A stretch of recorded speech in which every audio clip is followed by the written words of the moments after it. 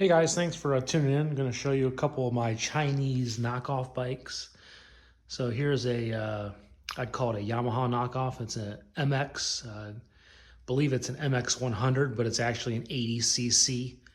And then over here, we got our 125, another Chinese bike. So kind of explain a couple things. On this, I'm a 200-pound guy, so the rear shock was not going to cut it. The stock shock's like a 400-pound rating. And so if you're going to try to ride one of these little babies and you're a full-size guy, you're going to want to upgrade your shock. So I tried to go with one of these, and it's too fat of a shock. So I end up getting this style, where you can see how this is narrow, and you need a shock like that. It's just too tight underneath here to make it work. So this is a 1,200-pound rated shock, which was too stiff. And like I said, the stock was a 400-pound. So we now have got a 800-pound shock. And you can't see the whole thing, but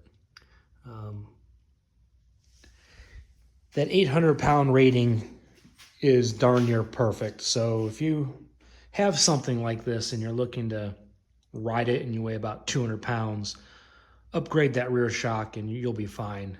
I would say anything between 700 and 800-pound rating is plenty. But like I said, the 400-pound rear shock that comes stock on it, it's just not enough for a full-size person.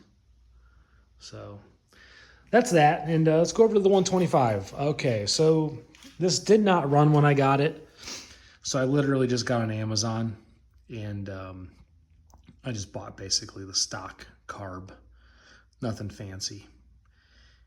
And then basically got a stock style air filter, and I really don't understand the concept of why it has this flow through, but it's how it was originally, so that's how it is still today.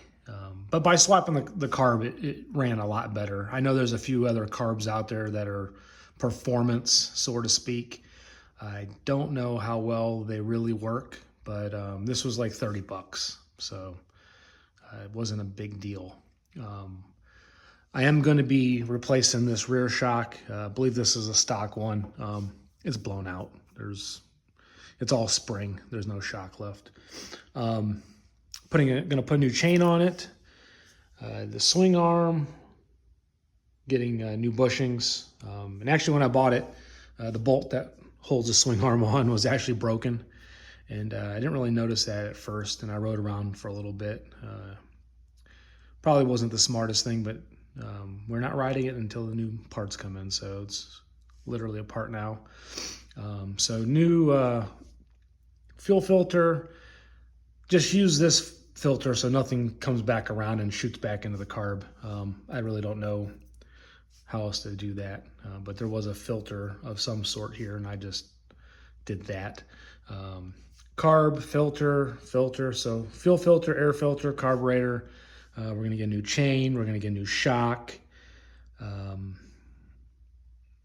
to put some new rear adjusters on the swing arm.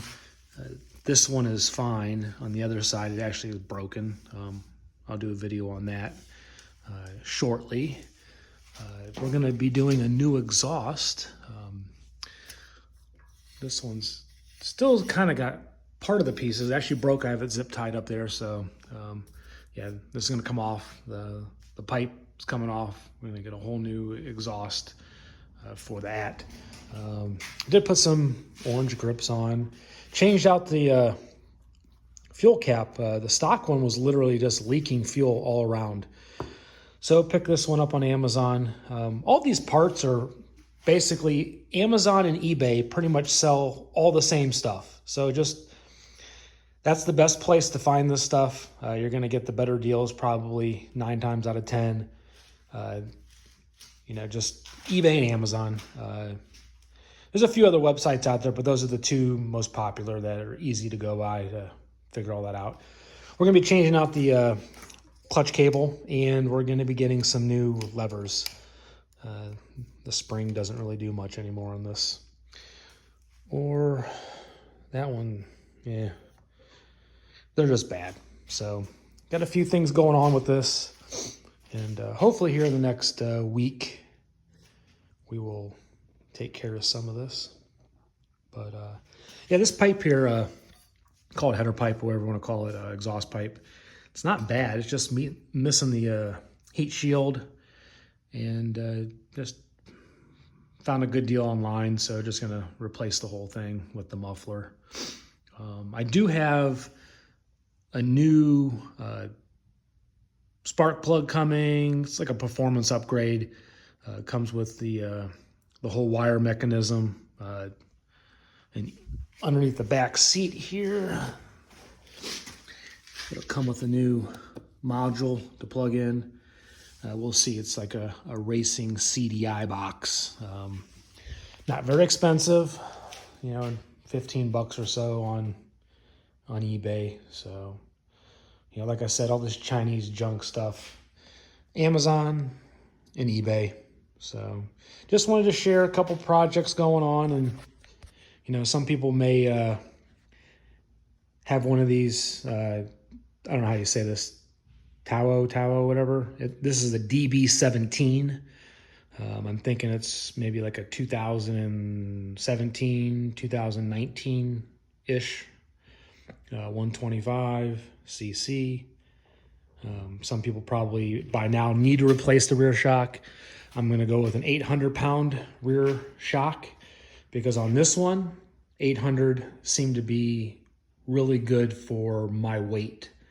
I'm roughly 235 pounds. So the 800-pound shock gives you enough, because you got to figure the weight of the bike, the weight of you all slamming up and down when you hit bumps. So, you know, you need to have, you know, the right balance with the shock.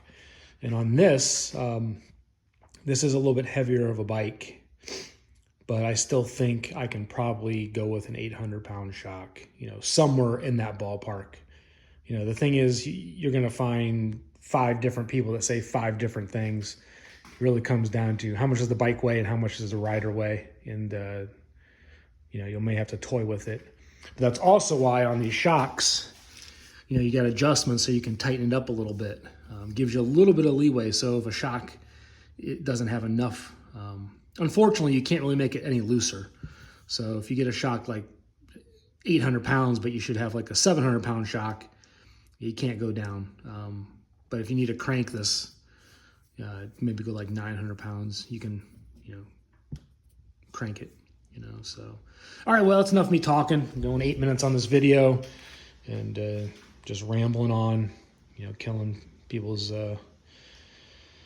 yeah, taking your life up with this nonsense. But there's one other thing I'm going to be doing. On this, I have new bolts coming in. These are like rusted and kind of like stripped out. And so I ordered some new. These are M8s or 8Ms, whatever you want to call it. 125 pitch, 90 millimeter. I made a mistake and bought the 110 millimeter, and they're too long. So we're going to be changing those out as well.